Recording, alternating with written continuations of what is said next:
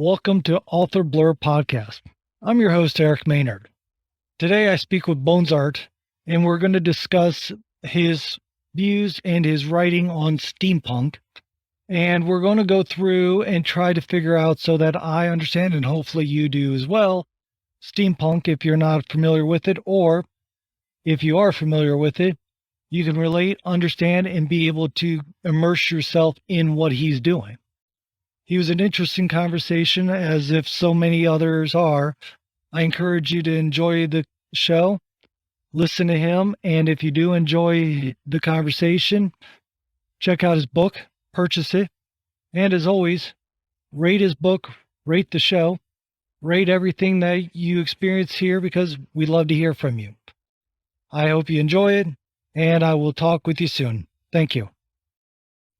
So I am here with Bonsart, and he is out of the Netherlands, a steampunk writer. And just to give a full understanding, he is the creator of the Association of Istar. He's a adventure, cosmic horror, steampunk novelist. Is that accurate, would you say, or... And forgive me, like I said beforehand, I am completely a novelist when it comes to the steampunk world. So how about this? How about you explain to the readers and myself a bit about you, a bit about your book, The Wrench in the Machine, and be able to explain a bit so that we can be able to discuss this. All right. So I'm online known as Bonsart Bokel. I'm a creative from the Netherlands. Over the last 10 years, I've done a lot of things, ranging from what people would, I guess, refer to as cosplay to writing blogs, making vlogs. I'm mostly known for the creation of the Steampunk Beginners guide on YouTube. I also made a audio drama for the video game Fallout 4, which is part of Old World Radio, simply called Radio Retro Future for Fallout. Radio Retro Future is my YouTube channel, and my other YouTube channel, I don't publish on that as much anymore, is the Retro Future Research Foundation. Apart from making videos on steampunk, I've also done podcasts. I think I've had over 200 guests now on the show, where I talk to authors, creators, stop motion artists, filmmakers, anyone really interested in retrofuturism in general, which is also my main interest. This year I've been doing this for about 10 years. I started with a blog called Tupperware Steampunk, and it went downhill from there, so to speak. Writing novels is basically one of my most recent ventures, together with making comics. Currently, I'm also working on a coloring book, of which I recently received the prototype. And I'm also started dabbling in miniatures and game development. These are bookends for the people who are interested in such things. These are painted. The ones for sale will be unpainted. Unless people would want to pay me an additional €100 for a model each. So, I recently talked to somebody from Canada who is considering making a series of indie episodes based on my short stories, because the Association of Istar is of origins a short story series. And I've also been acquainted to a game developer who wants to make a game based on it. So, yeah, exciting stuff. Well, you sound like you're extremely busy. And that's a handful of stuff, just to say the least. So let's talk a bit about, there's two topics right now I know of that's of interest that I'm curious to learn about from you. One is your book, the novel, The Wrench in the Machine. So if you can go into that, and then we'll go into the other topic, which was be that S36 that we were talking a little bit before the show, which is sounds like a whole world of interest to people that are into steampunk. So first off, tell me a bit about your novel. What is your novel about? How did you start getting into it? What made you decide to write it? With that, it's probably the easiest way is to start with S36 because this is where the whole Association of Ishtar series began.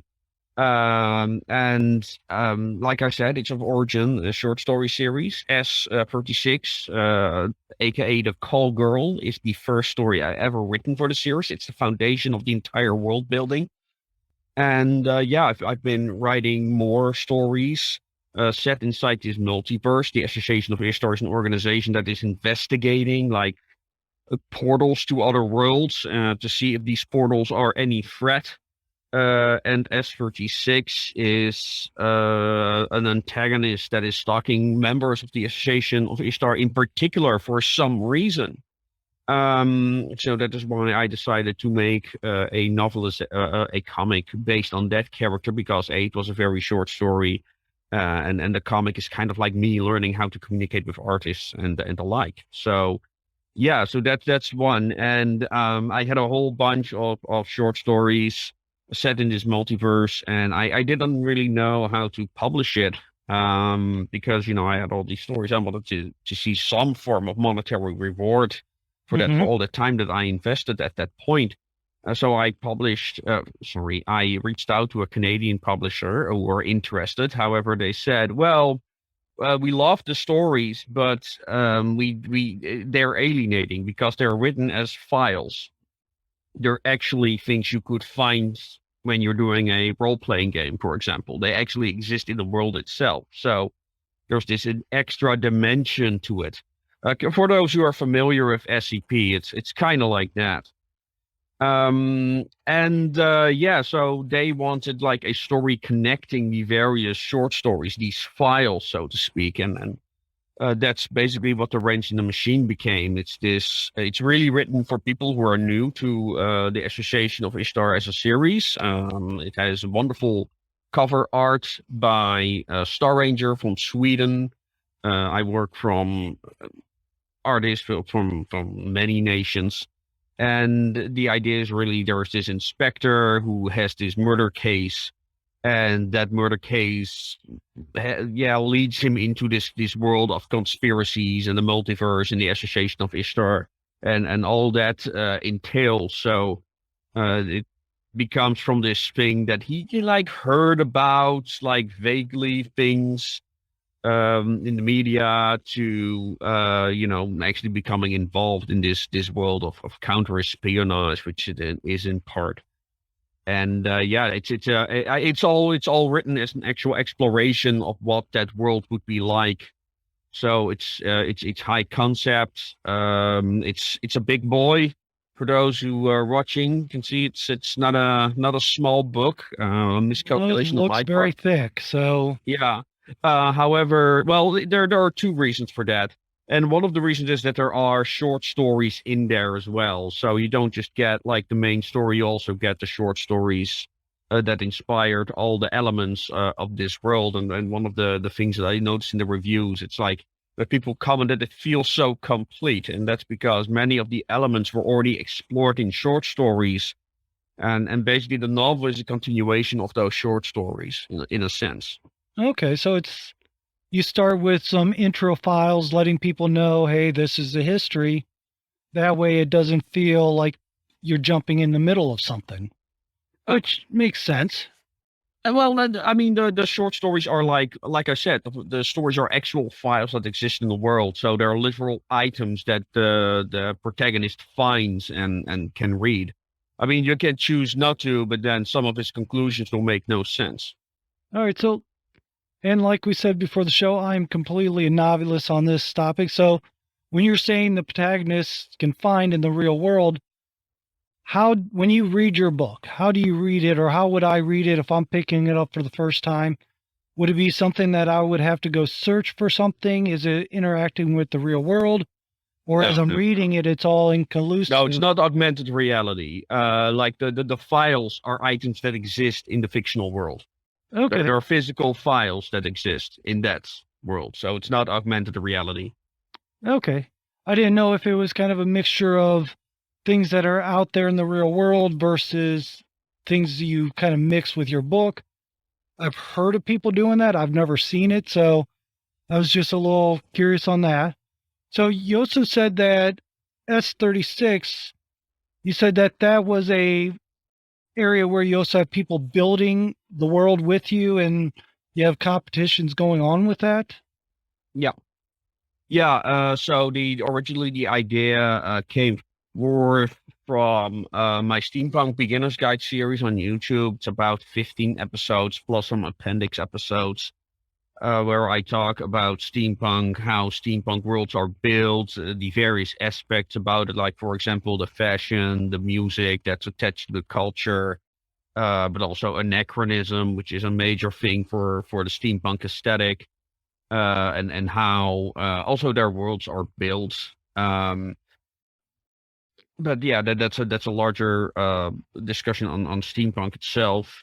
But my point, one of the things that I wanted to achieve with the Steampunk Beginners Guide, I didn't just wanted to inform people of this cookie cutter textbook version of steampunk, the cosplay version of steampunk.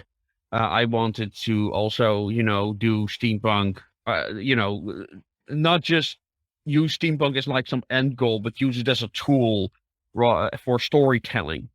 And then to make it evolve rather than make it stagnate. So, and the idea behind the Association of Ishtar and why I chose a multiverse is that, like, one of the things that, people in general working in geek culture like to do when they're doing role-playing games or things like that is that they want to build a world. So that's the idea why I came up with this idea for multiverse, so people can actually insert their own worlds in there. While I can coach them in writing in general and hone their skills. So that's kind of like the idea that people can like insert their ideas and and then have those ideas work off of each other. And have various aspects of steampunk writing in one and aesthetics in one universe and see what happens and also bring creators together in a way. Right. And have you worked with other people on that aspect already, or are you just digging into it? Well, like I said, we're doing our first contest now. I got my first submission today, and I said, if the stories have a certain quality, they'll be added no matter if you're the winner or not. And yeah, Mark Brandon, who's a fellow steampunk writer, he already made a very Robert E. Howard-esque story. Some others have been working on them. How that's been faring, I do not know. But yeah, but there's a lot. I also have a costume group. We do portray a particular aspect of the Association of Ishtar on events. We have children activities there. So I get feedback from those people and, their costume ideas give me ideas as well. So that's also a thing. Yeah, so I talk with various artists and stuff. I have various artists working on the world, so they sometimes add details there. It's like, oh, I can use that. And some artists have become actual fans, so who knows what will happen in the future with that. Oh, understandable. So now, again, so your books, would they be something that somebody that is just getting into steampunk could use to get into, or is it something you have to really understand the culture to use?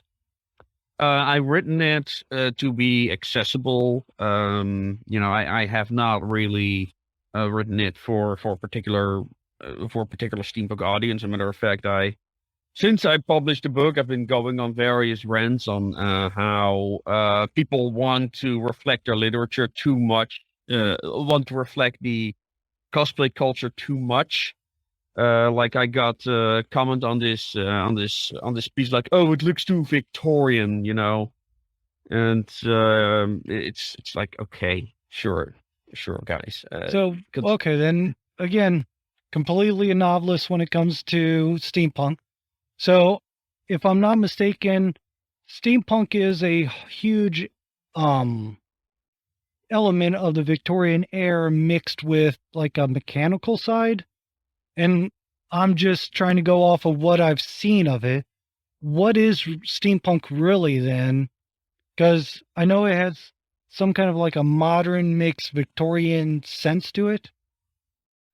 Well, that's the thing, and that's one of the things that I've been investigating for the last 10 years. Like, what is it, and why is it the Victorian era in particular that inspires them? Well, first of all, the word steampunk is actually an homonym, meaning it has multiple meanings. One of them is that it is a literary genre that we're discussing now. The second is that it is an aesthetic, and the third that it is a community. And people talk about it is this one thing, and it isn't. You cannot discuss steampunk that way. So you have to cut it in those particular three subjects to have a proper discussion about it. And the thing is that the community side of steampunk, that's the one that people are most familiar with. Okay. But but when you look at the writers, for example, it's a very different beast. It's a very different type of people who are writing and the people who are going to the conventions, and they're very separate from each other. So there's a big disconnect there in that element. And so you've got like a lot of people like the Steampunk Beginners Guide so much because I'm one of the few people that says, when you are making something steampunk, you don't have to include the goddamn goggles. You don't have to use the color brown. You don't have to use the Victorian era or have all these sci-fi elements inserted there. Personally, I like. For me, as a literary genre, I define steampunk as cyberpunk in the past. So it's like 5 minutes back into the past. And when it comes to like what is steampunk, really, it's a mixture of pop culture and history. But it's not textbook history, what you learn in school. It's pop culture history. So, if I would ask them a question about Otto von Bismarck, they would not know who that is, even though it's one of the most important people in the world, history of the world, probably when it comes to the modern age. Maybe now they'll know a battleship named Bismarck. Why? Because Sabaton made a number on it. Because then it has reached the pop. Then it has become a meme. Then it has like reached the pop culture zeitgeist, so to speak. So they'll have steampunk versions of, let's say, Abraham Lincoln and maybe some other American presidents. But you will not see steampunk versions of other historical people that are not familiar, that people do not know from pop culture or film or something. Okay. So, like you'll find a lot of superhero steampunk. Especially with the whole Marvel craze, people started steampunking all the Marvel characters. Steampunk Batman, very popular. But you will not find steampunk versions of classical superheroes like the Shadow or Dark Savage because they don't know them. Right. So they're not steampunking them.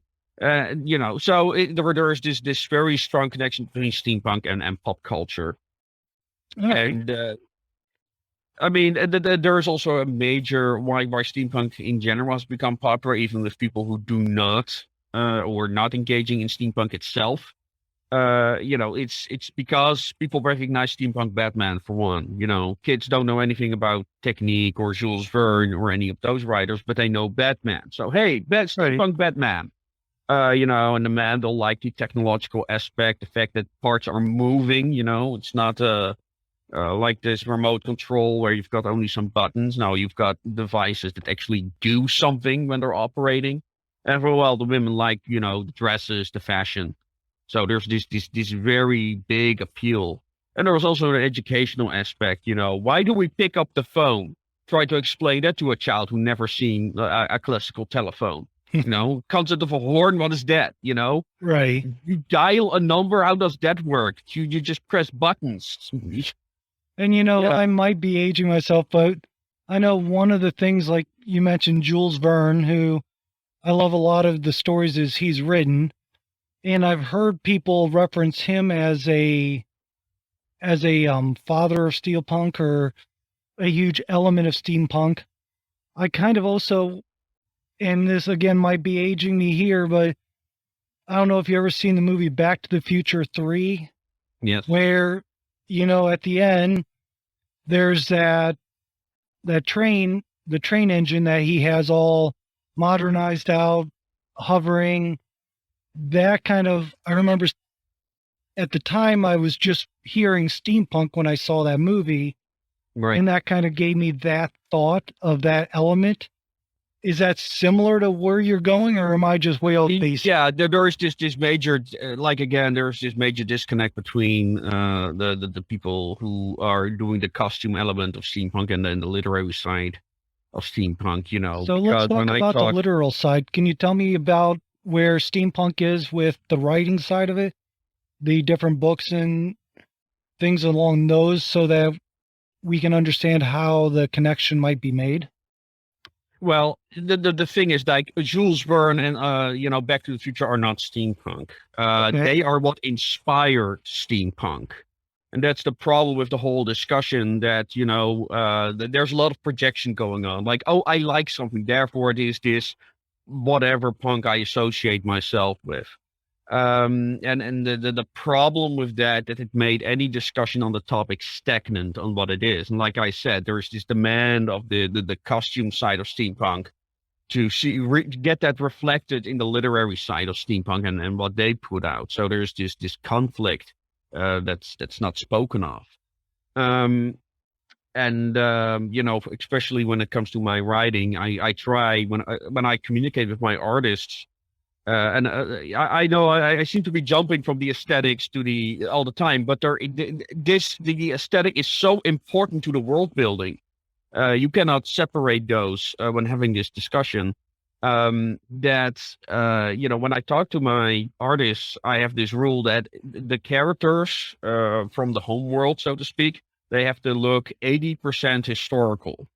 And I don't mean like, oh, the idea of historical. No, actually historical. I want the clothing to be correct and in accordance to the fashion of the times that it is depicted, because that's the amount of detail that people appreciate and makes it look believable. That create the immersion that so many people are craving, in particular in historical fiction, where especially in Hollywood, the idea is, well, if it looks kind of like that period, it's good enough. Right. I no, for me, good enough is when it is actually say, well, I made this costume which is based on this picture. It's there. It's not like there is a shortage of photos of the Victorian era. Definitely. So that's kind of like how I work, and so that way the sci-fi elements, really pop out, because you've got all these historical people, and then you've got a big robot, Right. and it's also cosmic horror. There's also this big cosmic horror element, or it's kind of science fiction written as horror, I suppose. And that's, even though I read the first chapter more as a police procedural, people read that chapter and say, wow, this is really cosmic horror. It's like, oh, okay. Oh, well, okay. So I failed there, I suppose. Okay. But yeah, there, for me, the aesthetic is very powerful storytelling mechanism. And that's why I love steampunk. There's this very powerful storytelling potential there, and but if people don't use it properly, you basically get this convention feel. That's why people avoid steampunk, because they don't like that self-referential, oh, it's just like on the conventions, it's okay. That's, for me, especially because I've been to so many conventions. You see all these people in brown top hats, gears everywhere, and then you see like one historical costume which pops out because, well, that's alien. I understand. So let me ask you this then. When you first started getting into steampunk, what did you honestly start reading, and what is your what is it that you're using as your reference of steampunk in the sense of driving your sense of it? Because you sound like you have a very specific concept of steampunk. So I'm just curious on what led you up to that. I started writing, and when I started writing was in Dutch, and it was kind of like a sci-fi fantasy more. But I really wanted to go for that anachronistic aesthetic, which was heavily inspired by the Dutch Golden Age. Um, so I really wanted to create a society like that with fashions like that, and then mix that with sci-fi. I never finished that project, but I learned a lot about writing. Um, then I stopped writing for a while, really focused on the costuming element of it. But I always wanted to tell a story, so through costuming. And then you're also looking for things that are unique. So if I started basically doing what everyone else does, it just looks the same. There's nothing unique about it. There's no story there. It's just more of the same. Right. I started blogging I wanted to blog about steampunk from the very start. I wanted to explore the anachronism and the sci-fi elements about it. And I was on a convention, and it was like this dark room because it was also a music thing. And they choose to make it dark. Okay, fine. But then you had this darkness, and you had all these people in brown dancing in front of the stage. It was this brown smudge. It's like, folks, this, I come understand. on, and I was the only one. There was this group photo, and you could see me clearly because I was the only one wearing a green coat. So there was this, for a genre that identifies with punk, there's a lot of conformity, Right. There's actually been within the community attempts to, say, well, hey guys, we can also use different colors than brown. Yeah, it's mixed results, so to speak. But yeah, a lot of people, they come into steampunk, they see all these people in brown, they want to fit in, so they automatically start wearing brown. So, and no one is telling them any different. It's a very acritical community in that regard. So you're trying to bring more of a realistic element or a element of the past where colors are used. It's a variation of things. Is that sound correct there? Is that what you're trying to do with steampunk a bit? Well, in a way, like for me, the historical aspect is very important because, especially in the high concept, to make the horror work and to make people like, whoa, this is special, if everyone has like a mechanical horse, then having an antagonist riding a mechanical horse is not really intimidating, Right. So that's what my problem with a lot of fantasy, that you have this hero coming into a room filled with demons, and but the demons are no threat to him. So it's like, what's even the point of having demons if they're no threat? So that's very, very important to me for the horror to work. And also look into like what makes steampunk. In a way, it's also an exploration of a lot what makes steampunk horrific, because horror is a major influence to the genre, and like Hammer films and stuff like that. Like I said, and the steampunks in that way is kind of like curators of antiquated pop culture. Um, yeah, that's kind of like how I came with the call girl, who's inspired by number stations from radios. I don't know if you're familiar with the concept. No, I've heard of it a long time ago, but it's very vague to me. Yeah, so a number station, and I think they're still in use. They are these radio stations, usually used by secret services to communicate with agents in the field. And all they do is spout numbers over the ether. And presumably the agent in the field like has a code book that relates to these numbers that are being recited. I grew up with analog radios in the car, where you would drive at night. Mm-hmm. You looking for a musical channel, and you'd like hear all these other radio signals coming through. And a friend of mine was really into ham radios, and we would like look up these number stations because when you're beginning with something, you want to do what everyone else is doing, so you look up the number stations. You have like Right. this eerie moments. You've got this musical tune, starting with this musical tune. In this case, the Lincoln Poacher, which does not exist anymore, but it was a very famous number station, presumably from Scotland Yard. They denied it, of course. And it Right. started with this tune, and then you would have this woman saying numbers, and it's pretty horrifying because you also have like all this static coming through, and basically the horror of the call girl, which is this character which I have a model from here. S36 is her designation by the Association of Ishtar. She recites, she has it out for the associates, and that's why the associates have numbers. So that's the whole story behind that. You've got associate number 7, associate 181, associate 321 is in the book. So yeah, that all comes from her, and that's my whole approach to world building, basically. All right. So.